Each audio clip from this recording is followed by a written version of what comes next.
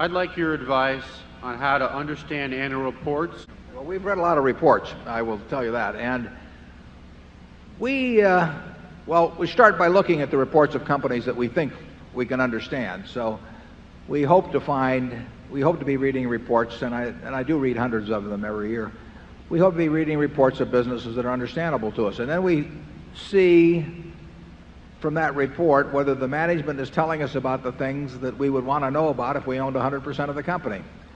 And when we find a management that does tell us about those things and that is candid in the same way that a manager of a subsidiary would be candid with us and talks in language that we can understand, it definitely improves our feeling about investing in such a business, and the reverse turns us off to some extent. So if we read a bunch of public relations gobbledygook, and we see lots of pictures and no facts,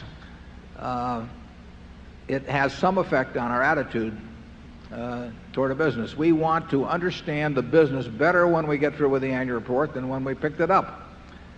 And that is not difficult for a management to do if they want to do it.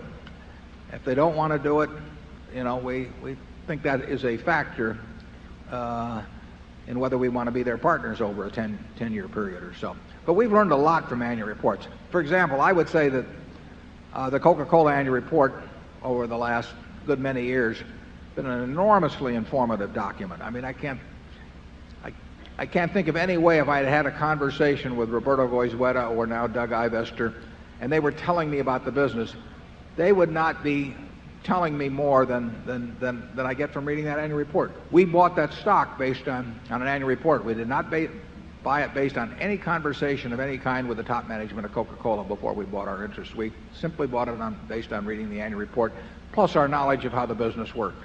Charlie? Yeah, I do think if you've got a standardized bunch of popular jargon that looks like it came out of the same consulting firm, I do think it's a big turnoff. That's not to say that some of the consulting mantras aren't right, but I think there's a lot for sort of candid, simple, coherent prose. A lot to be said for it. Almost every business has problems, and we just assume the manager would tell us about them. We would like that in the businesses we run. In fact, one of the things, we give very little advice to our managers, but one thing we always do say is to tell us the bad news immediately. And I don't see why that isn't good advice for the manager of a public company. Over time, I'm positive it's the best policy, but